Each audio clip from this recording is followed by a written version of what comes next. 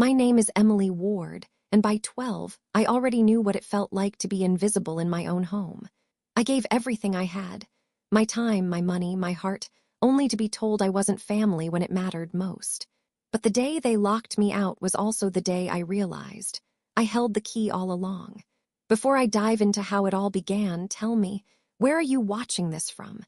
Drop your city or country in the comments. I'd love to know how far this story reaches. They say kids don't remember the small stuff, but I remember that glass. How it slipped out of my hand, smacked the counter, and made a sharp sound like a warning shot. I remember the feel of the condensation on my fingers, the burn of injustice in my throat, and the thick silence that followed my words. It was a Tuesday, bland spaghetti night. Jason, my older brother by 15 months, sat across from me, lazily twirling his fork, while Mom scraped sauce from the pot and Dad leafed through the mail like none of us mattered. I hadn't even meant to eavesdrop. I was just heading to the kitchen for water when I heard it. "Here, Jay," Dad had said, sliding a crisp 20 into Jason's hand like it was nothing. "Grab lunch downtown if you're out late." Jason didn't even say thank you, just pocketed the bill and went back to his game. I blinked and blinked again. "Wait, what?" My voice cut through the air sharper than the knife Mom was using on the garlic bread. "You gave Jason $20 for lunch." Dad looked up, barely interested. "Yeah, he's got practice. He needs the energy." I stared at the empty jar labeled Emily's college fund on the counter, its chipped paint peeling from years of being just another kitchen prop. "You told me this morning we can't afford lunch money for me, that I should pack peanut butter sandwiches and learn responsibility." He didn't even flinch. "Jason's a boy," Dad said flatly, as if that explained the laws of the universe. "Boys need more." That was the moment, right there. Not the slammed glass or the anger that bubbled up in me seconds later, but that sentence. Those 4 words that split the ground under my 12-year-old feet and swallowed any hope that fairness lived in our house. I looked at Mom. She didn't say a thing. Just stirred sauce and stirred like she could outwhisk my pain. I could feel Jason smirking at me, not smug, not cruel, just used to it, like he'd been handed this golden boy script at birth and saw no reason to question the lines. "I work hard," I said quietly. "I make good grades, I take care of my own laundry, I help Mom cook, I help Jason with his math." Jason snorted. "No one asked you to." "Enough," Dad barked. "No whining at the table." That's when the glass slipped. It didn't break, but the noise cracked something open in me. "You never listened to me," I said, trembling now. "Why does Jason get everything?" Dad stood slowly, arms crossed, mouth tight. "Because he's a boy, and because you ask too many damn questions." I bit my lip so hard I tasted blood. Mom finally turned from the stove. "Sit down, Emily," she said softly, like she wasn't sure who she was siding with but wanted to quiet the moment before it embarrassed her. I sat. But not because I was quieted, because something inside me had just lit a fuse. That night, while Jason played video games with the volume way too high, I sat cross-legged on my bed and stared out the window at the neighbor's porch light. I imagined walking out into the night and never looking back. I didn't know where I'd go, but I knew I had to go somewhere. That was the first time I thought, I'll earn my own, so no one can tell me I don't deserve it. And even now, years later, I can still hear that glass, sharp, cold, unforgiving, slapping the countertop like a promise I made to myself. People think resilience looks like a fight. Loud, defiant. But sometimes it's just a 16-year-old girl putting on a fake name tag, tying her apron too tight, and walking into a greasy burger joint after school like she's 21 and completely fine. That girl was me. Still is in some ways. By then, I had learned to stop expecting things from anyone under my roof. My parents still played favorites, and Jason, well, he stopped even pretending to notice. My strategy was simple: don't ask, don't expect, just earn. Whatever I needed, I would get it myself. There was this place, Smokey's Grill, 3 blocks from school. They didn't ask too many questions as long as you smiled, showed up on time, and didn't pocket the tips. I lied on the application, said I was 17. Added a year to my name like makeup before a dance. And for a while, it worked. After school, I'd clock in, flip patties, wipe down booths, refill ketchup pumps until my back ached and my hands smelled like fried onions. The regulars called me kid and tipped me quarters, but it added up. At night, I'd come home, do homework with one hand and ice my feet with the other. My world was small: burgers, books, bed. Repeat. I didn't have time for drama or dances or even dreams, really. My dream was escape, one step at a time. But you don't escape poverty and favoritism with sheer will. You need a break. And sometimes, just when you think you've earned one, life slams the door harder. It was a Friday night in February, cold enough to hurt. Business was slow, just 2 families and one lonely guy nursing his 3rd cup of coffee. I was wiping down table 6 when my manager, Tony, called me into the back. Tony was the kind of guy who wore polo shirts under his apron and always smelled faintly of burnt coffee and cologne. His face was pale when I walked in. He said, rubbing the back of his neck. Look, I didn't want it to come to this. My heart sank. Did I do something wrong? No, you're great, one of the best. He looked genuinely pained. It's the labor board. They've been snooping around, checking employee files. Your age came up. You're 16. I stared at him, my stomach dropping. I'm so sorry, he said. Legally, I have to let you go. No minors after 9 p.m. without permits, and even with permits, it's tight. I stood there, frozen, the rag still in my hand. He sighed. I'd keep you if I could, honestly, but they'd shut us down. I nodded slowly, trying not to cry in front of the walk-in freezer. I get it. Tony offered me a free burger on my way out. I left it on the counter. Somehow, food didn't feel like comfort anymore. Outside, the wind hit me like it had something personal against me. My coat was thin, bought from a second-hand bin, and I hadn't saved enough for the warmer one I'd wanted. I walked home. No bus, no calls. I needed the time. Each step scraped against the edges of my pride, already so worn down it barely had shape. I didn't cry until I was halfway home. The kind of cry where the tears freeze against your cheeks before you can wipe them. The kind where the pain has nowhere else to go, so it leaks out in gulps and sobs and the sound you make when you're sure no one's listening.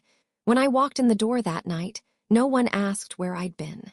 Jason was laughing at something on TV, and Mom was arguing with someone on speakerphone about a late bill. Dad was snoring in his recliner, beer still in hand. I went straight to my room. Didn't eat, didn't talk. Just lay in bed, staring at the water-stained ceiling, thinking, if the world's not going to help me, I'll build my own. I didn't know how yet. I just knew I would. I had to. Because if I didn't fight for my life, no one else would. You can only lie to yourself for so long before the mirror stops being polite. After losing that job, I gave myself one night to feel sorry, just one. The next morning, I woke up, brushed the dried tears off my face, and wrote a list. Not a to-do list. A get-out list. I needed money, I needed freedom, and most of all, I needed to stop relying on people who looked right through me. I didn't have connections. I didn't have a safety net.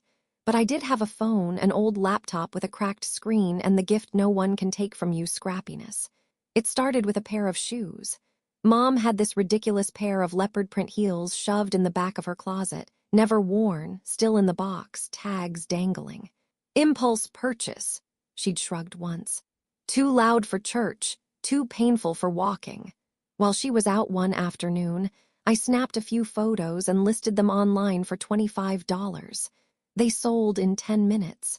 The buyer even paid for shipping. I stared at the confirmation screen like it was a prophecy. I had made money without asking, without begging, without anyone knowing my age or my backstory. And just like that, I was in business. Every Saturday, I'd take the bus 2 towns over to a thrift shop with racks of forgotten lives. Floral dresses, 90s sneakers, denim jackets older than me.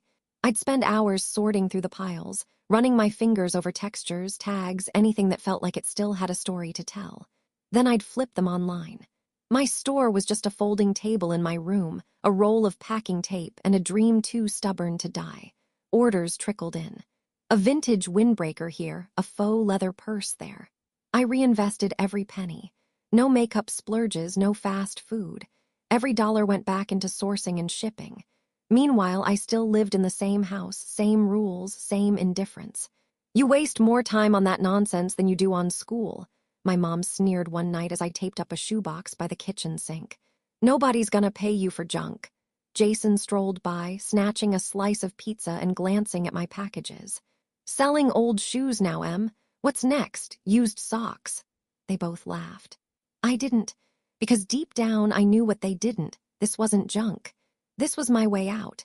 Late at night, I'd lie awake on my twin mattress, refreshing my store dashboard just to watch the number creep up. $42, $89, $112.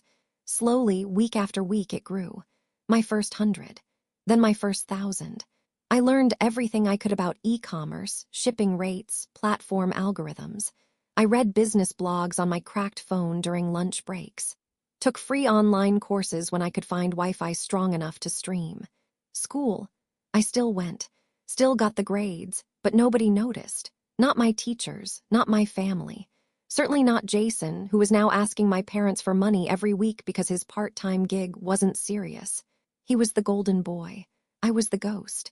And yet, every time I hit that withdraw funds button and saw money land in my tiny checking account, I felt a piece of myself come back to life.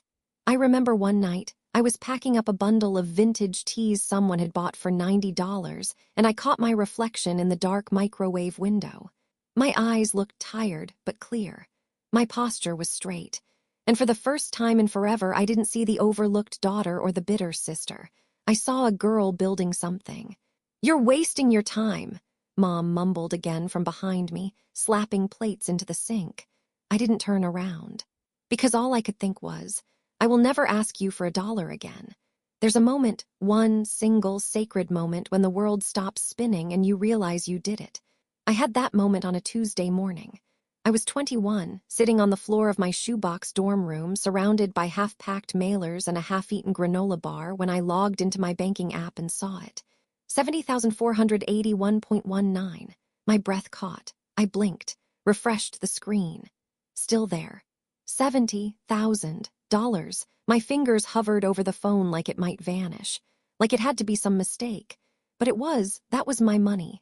Mine. I'd earned every single cent of it, with no handouts, no allowances, no backup plan. Just late nights, thrift store Saturdays, bubble mailers, and a fire that refused to burn out. I laughed. Then I cried. Then I did both at once and hugged myself so tight my arms shook. I did that.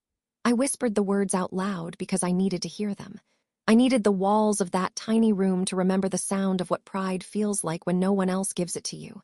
No one clapped. No one cheered. There was no party. Just me and a phone screen and a heart beating like I'd just sprinted a marathon. And honestly, that was enough. But here's the thing no one tells you about hitting a milestone like that. It doesn't feel like arriving. It feels like unlocking a door you didn't know existed. Up until then, all I'd done was hustle to survive. Flip enough product to cover rent, tuition, a used textbook, a week of groceries.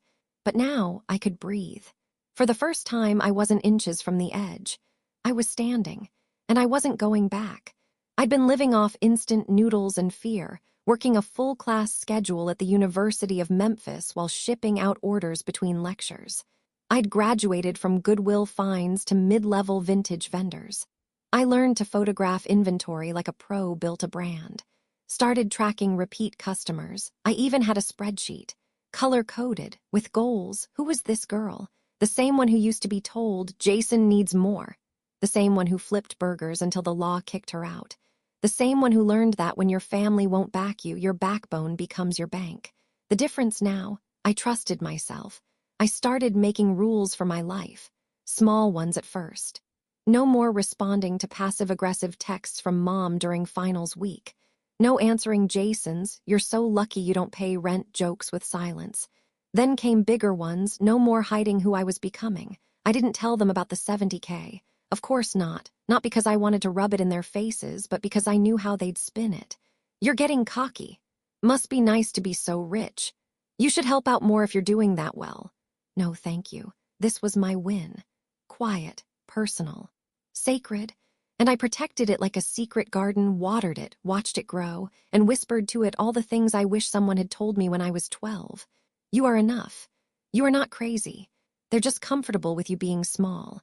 But you're not small anymore. That week, I bought myself something new. Not clothes, not gadgets. I bought a second-hand desk from a local seller and carried it into my dorm room by myself, bumping into every stairwell wall along the way.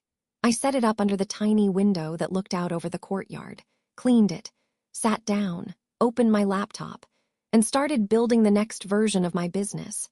Not just reselling, not just survival, something real, something bigger, because I had proof now.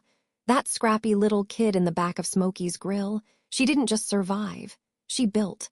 Success is a strange mirror. When you're clawing your way up, no one looks twice. But the moment you start standing taller, just a little, people suddenly remember you exist. And they all want to know how you did it. I was 23 when it started happening. The shift. The tone change, not with strangers, but with them. The people who used to sigh when I walked into a room. The ones who said, Jason's got more potential, like it was gospel.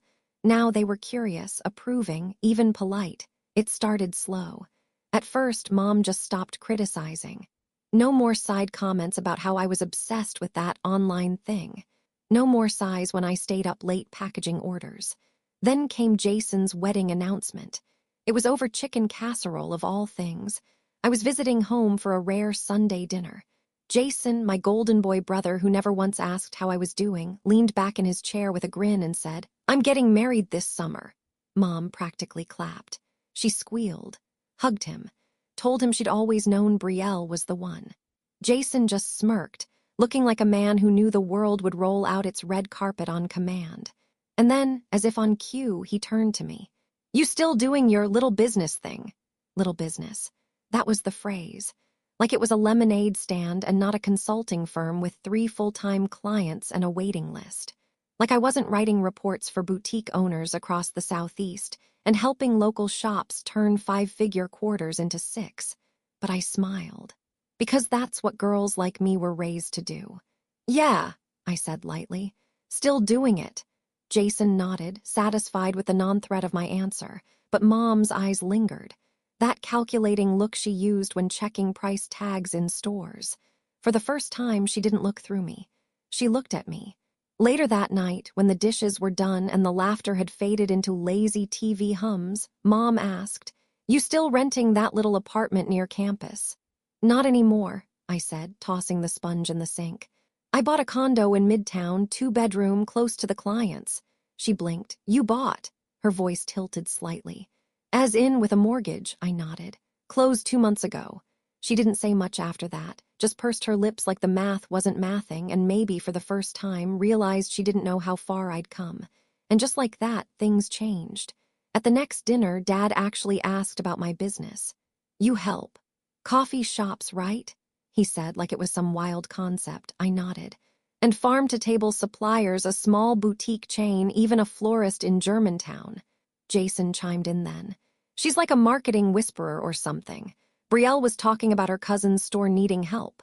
I smiled, polite and distant, sipping my iced tea. Because here's the truth, they were warming up now. Not because they understood me, but because money made me interesting. Still, part of me hoped. Maybe, just maybe, this was the bridge. The one I'd spent years trying to build.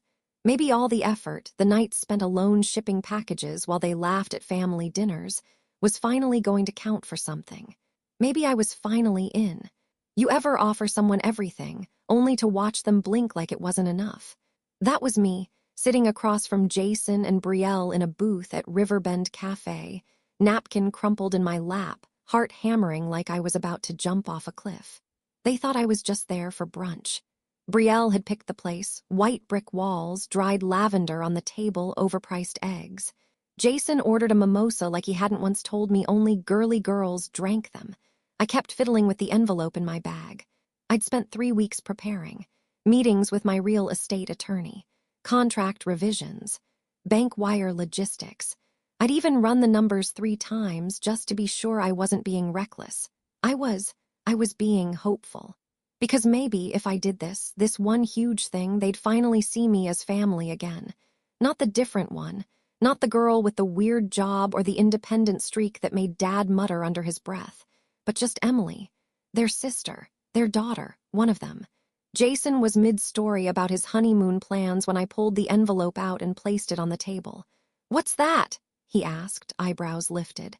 I took a breath. "It's my wedding gift." Brielle blinked. "Emily, that's so sweet, but you didn't have to." "Open it," I said, heart pounding.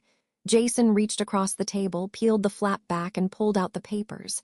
His eyes scanned the top page, brow furrowing. Then they widened, fast. "Wait," he said slowly. "Is this real?" Brielle leaned over to read. Her mouth fell open. "I want to pay for your first home," I said, voice steady. "Fully. It's not a loan, it's a gift. A foundation, something to start your new life on." The silence that followed could have swallowed the sun.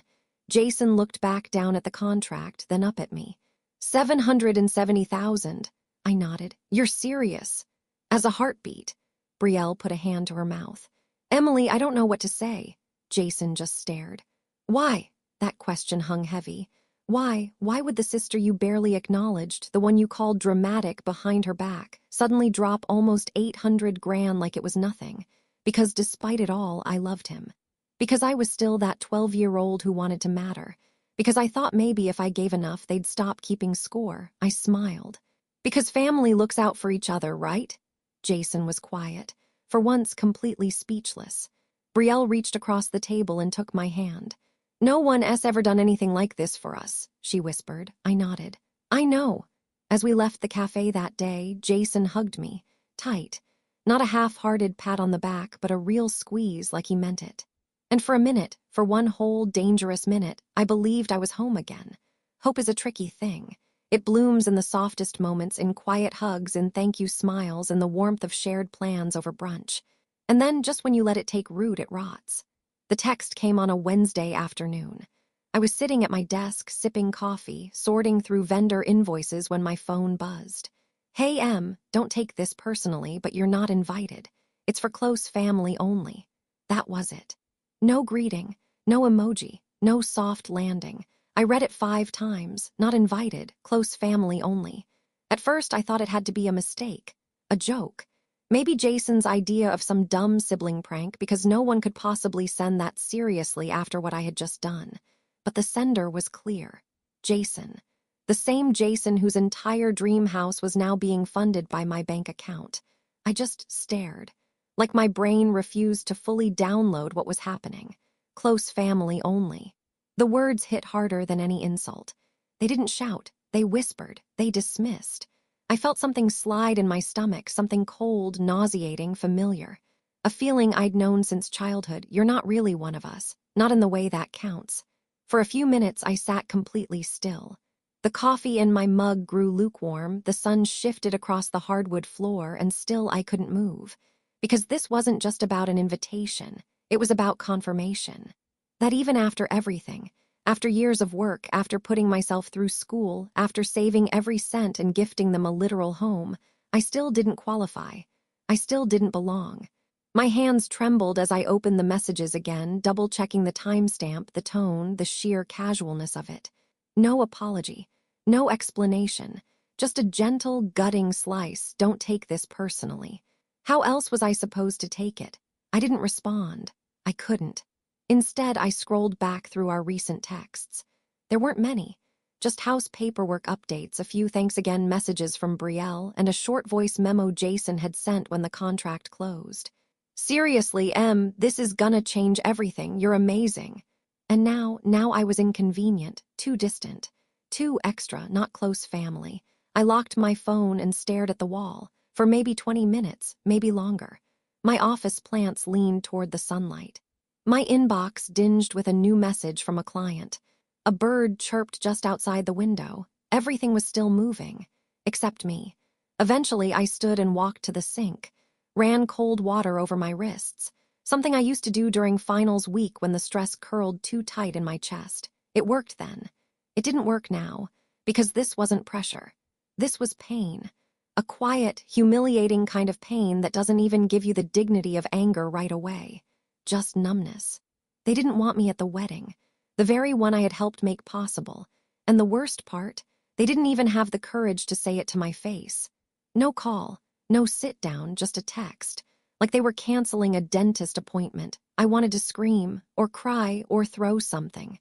But all I did was stand there, breathing barely, until I realized this wasn't a betrayal that had just happened. It had always been happening. The wedding was just the latest proof. It's strange how hope can linger, even after it's been smashed flat. I stared at Jason's text for 2 days before I could tell anyone. I didn't answer, didn't call. I just waited, because some desperate part of me still believed there had to be a mistake. That maybe Jason had sent the text too soon, that maybe my parents would call with an explanation, or Brielle would reach out with a frantic "ignore him, of course you're invited." Silence. By the 3rd day, I couldn't stand it anymore. I needed to hear it from them face to face. I needed to give them a chance to say, "We didn't know, we're fixing this, of course you're coming." I dressed carefully that night, though I'm not sure why. Dark jeans, a soft sweater. Something about putting myself together made me feel less like a child begging for scraps and more like a grown woman making a case. My parents' dining room smelled of roast chicken and rosemary when I walked in. Mom was at the stove, Dad at the table with the paper. The normalcy of it felt surreal, like I'd stepped into an old photograph that no longer belonged to me. "Hi," I said, setting my bag down by the door. Mom glanced up. "Oh, Emily, we didn't know you were coming." Her voice was polite but not warm, like I was a neighbor dropping by for a borrowed cup of sugar. Dad didn't look up from the paper. "Dinner's almost ready." I sat down. My hands were shaking. I clasped them under the table so they wouldn't see. "I got a text from Jason," I began. "About the wedding." Mom stiffened slightly. Dad turned the page. "He said I'm not invited," I continued, my voice trembling despite my effort to sound calm. "He said it's for close family only." Silence, the kind that fills a room like smoke. Finally, Mom said, "It's his day, Emily, we don't want to cause drama." I blinked. "Cause drama," my heart pounded. "I gave them their first house, I paid for it, and you're telling me I'm not family enough to attend." Dad folded his paper then, slow and deliberate. "It's his wedding, his decision." I stared at them. "You're his parents, you could tell him it's not okay, you could tell him I belong there." Mom's eyes darted away. "We just want the day to be peaceful." Peaceful, as though my presence was a grenade. The room tilted. I felt like I was 12 again, standing in the kitchen with a glass in my hand, being told boys need more. My voice cracked. "So you're fine with this, after everything I've done? You're just going to let him erase me?" Dad finally met my eyes. They were flat. "Emily, don't make this about you." That was it, not anger, not shock, just dismissal. I felt the tears before I could stop them. They burned, hot and humiliating, sliding down my cheeks as my parents turned back to their plates. I wanted to stand, scream, shake them until something clicked behind their eyes. But they just ate. Forks clinking, chicken being cut, like my heartbreak was background noise. I swallowed hard.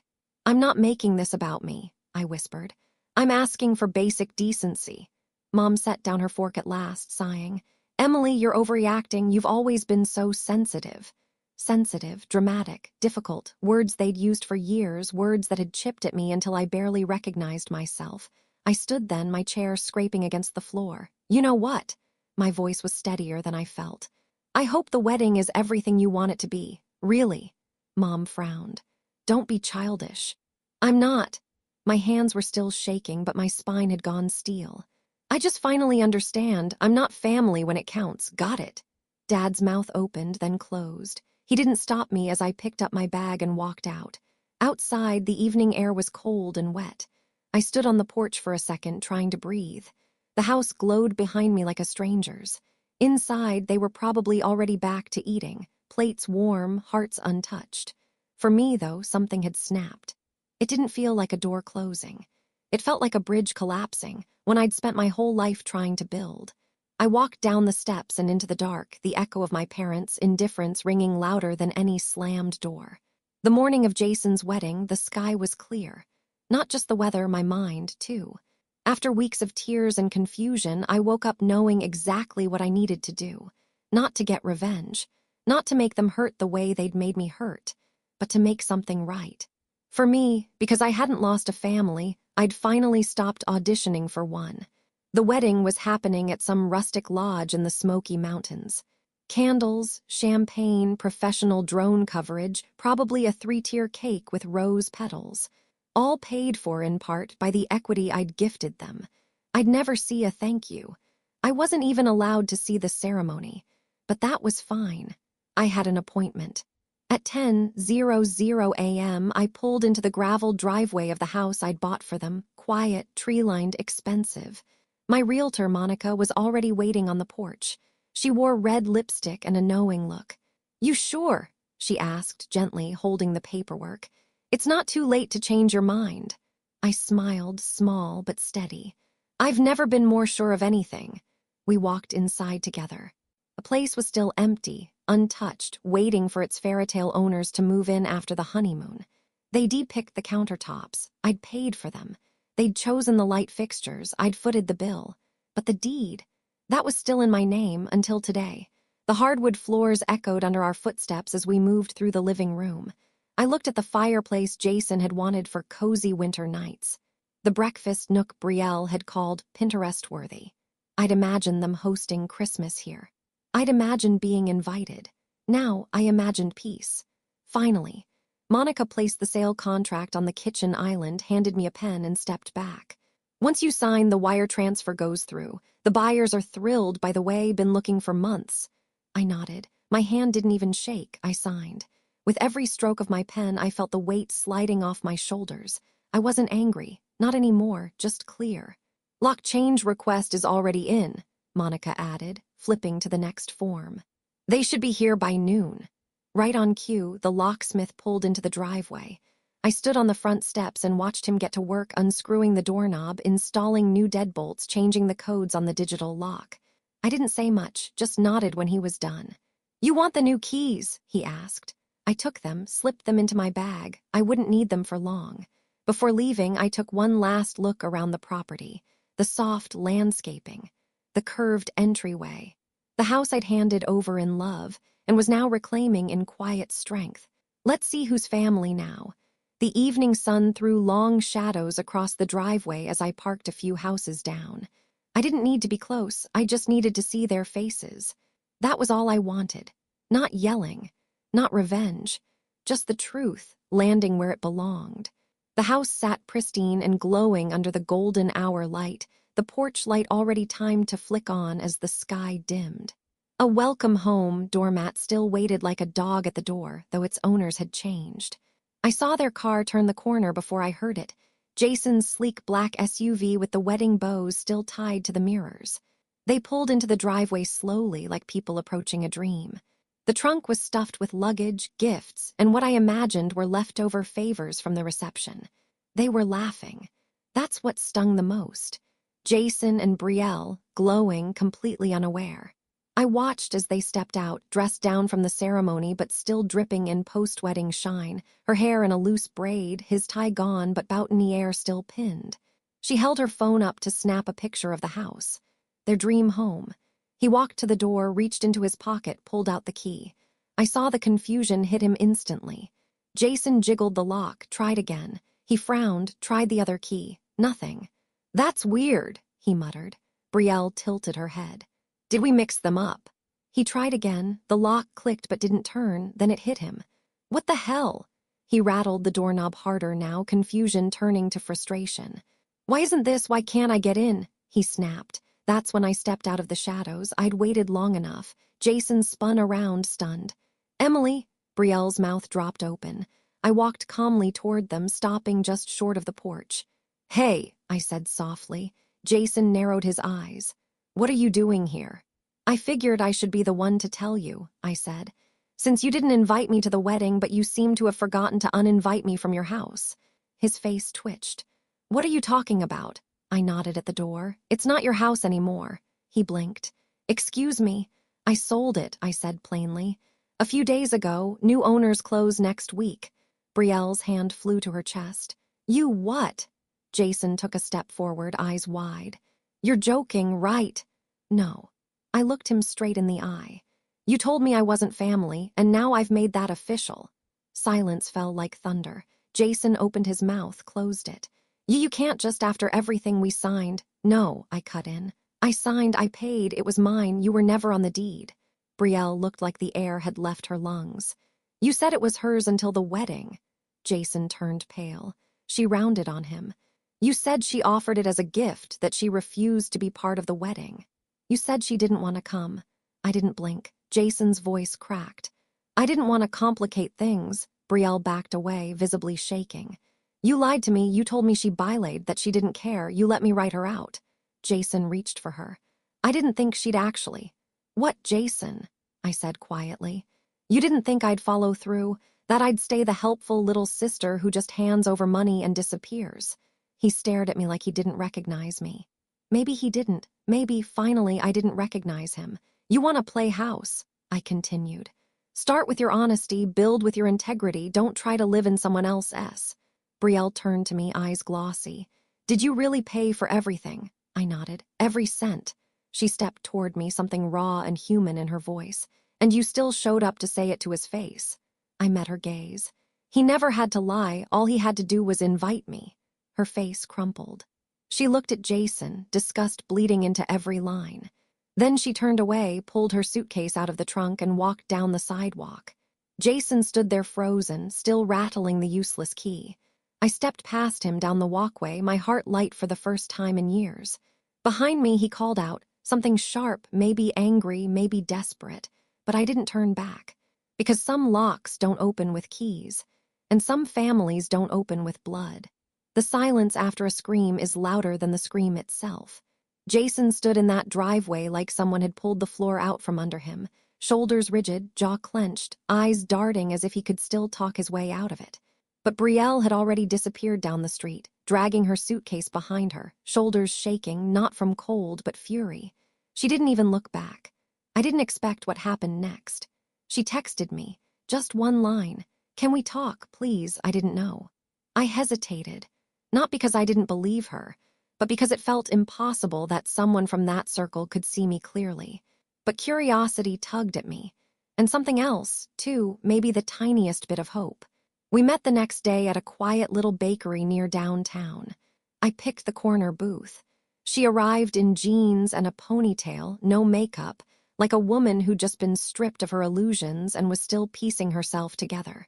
She sat down across from me and didn't say anything for a long time. Then, "I'm sorry." I didn't rush to forgive her. I let the words sit between us. She wiped at her eyes. "I thought you were cold, that you didn't want to be part of anything, that you were, what did he say, independent to a fault." I gave a short laugh. "Classic. He told me you offered the house because you didn't believe in weddings," she said, voice cracking. "Said you refused to come, that it was your choice to stay away." "And you believed him," she nodded. "I did, I wanted to, it made it easier to ignore how weird it all felt." We sipped coffee, the tension softened. "You know what really kills me," she whispered. "I was excited to meet you. Back when we first got engaged, I'd seen your website, your store. I thought, finally, someone in this family who gets it. I asked Jason if we could go visit your shop together." I raised an eyebrow. "He never mentioned that." "Of course not," she said bitterly. "Because if we'd met on our own, I'd have known he was full of it." She leaned forward then, eyes blazing. "He erased you, like you were a threat to his image, and I let him." Her words hit harder than I expected, because I knew what that felt like. Brielle took a breath. "I don't want to be part of that, not anymore. I know I messed up. I let him turn me against you." There was no script for this moment. No manual for what to do when your brother's bride suddenly sees you clearer than your own parents ever did. "You're the only one who didn't lie," she added. "The only one who showed up." I sat with that for a long time, the truth of it, the weight of what she was offering, not just an apology but an alliance, a new bond. One built not on guilt or obligation, but clarity. "I don't know where this leaves us," I said slowly, "but I don't hate you." She smiled, small and relieved. "That's more than I deserve." Before we left, she reached across the table and took my hand. "Let me help fix this," she said. "If you'll let me." That week, word spread fast. Our parents called me 4 times. I didn't pick up. Jason left a voicemail I didn't bother to finish. It didn't matter because something was shifting, finally, in my favor. Brielle kept her promise. She confronted Jason. She moved out. She told the truth to anyone who would listen. She cut through the web he'd spun and exposed the rot beneath it. And when people began whispering, it wasn't about me. It was about him. Weeks passed, but the chaos around Jason felt like a storm I was watching from behind glass. I wasn't in it anymore. I'd stepped out of the rain. My phone buzzed constantly, calls from my parents, half-hearted apologies, long rambling texts from Jason about misunderstandings, about how things got blown out of proportion. I ignored them. For once, I didn't feel the pull to respond, to explain, to smooth things over. I was busy. Brielle and I had started meeting every few days. First at that same bakery, then at coffee shops all over town. Always in a quiet corner. Always with notebooks open, like we were building something out of the wreckage. The first time we met after she moved out, she looked lighter, like a woman who had finally cut a cord she'd been dragging behind her. "I'm staying at my sister S," she said, stirring her latte. "No wedding photos on the walls. No house keys to a house that isn't mine. It feels clean." I nodded. Clean is good. We started talking about more than Jason, about her life, her dreams, her love of design. She'd studied interior architecture before dropping out to help Jason launch some doomed side project he'd never finished. "Sometimes I feel like I traded my whole 20s for someone else's ego," she admitted. I didn't sugarcoat it. "You did, but you're free now." The third time we met, she brought up the house. "Do you still own it?" I smiled. "Not exactly. I sold it to a holding company I know, but I kept a buyback clause. It's standard when you're the original owner. I can repurchase within 6 months at the same price plus a small fee." She blinked. "You thought of everything." I shrugged. "When you grow up with people like ours, you learn to." She leaned in. "Are you going to buy it back?" I asked. "I haven't decided. It's just a house." But even as I said it, I felt a tug. Not because of Jason, because of me. That house had been the symbol of everything I wanted to give: a family, a future, a safe place. It had also been the symbol of how easily they could erase me. Maybe it could mean something else. 2 weeks later, I called Monica. "I want it back," I said. We met at the title office on a rainy Thursday morning. Brielle came with me. The buyback paperwork was thick but straightforward. I signed, initialed, slid the check across the table. Just like that, the house was mine again. Not theirs. Not anyone's to dangle over my head. When we left, Brielle laughed, an actual laugh, the first full one I'd heard from her. "You're like some avenging angel of real estate," she said. I grinned. "Not avenging, just reclaiming." That afternoon, we drove out to the house together. The driveway was empty, the porch swept clean. It didn't feel like a ghost anymore. It felt like a blank canvas. Inside, the rooms echoed. No furniture, no memories left behind, just walls and floors and potential. Brielle walked through the kitchen, running her fingers along the countertops she'd picked months before. "You know," she said softly, "this place could be anything now." I followed her gaze. "Yeah," I murmured. "It could." We sat on the bare living room floor with takeout boxes between us. Rain tapped the windows. For a long time we didn't speak, just ate and watched the empty space around us. Finally, Brielle said, "I thought I'd spend my wedding night here." I didn't know what to say, so I just reached over and squeezed her hand. "I thought I'd spend Christmas here with my family," I admitted. She squeezed back. We both laughed a little then, two women who had been erased in different ways, now sitting in the middle of the house that had once been a promise and was now just a place, but maybe also a beginning. As we left, I locked the door and pocketed the key. It felt light this time, not heavy. Like holding the start of a story, not the end of one. 1 year later, the house is full of laughter, not the brittle kind that covers tension, not the forced giggles over burnt casseroles and sharp glances, but real laughter, the kind that fills a room and stays long after the people go home. I never thought I'd say this, but that house, the one I almost gave away, is mine in more ways than paper or deed. It's home, not just because I own it, but because I finally know what to let in and what to keep out. The dining room looks different now. The wallpaper's gone. The light fixture Jason picked has been replaced with a warm pendant lamp that Brielle helped me choose at a salvage shop. The long oak table beneath it was built by a local carpenter I met through a client. We gather around it now, me and the people who actually see me. There, S. Brielle, of course. She never went back to Jason.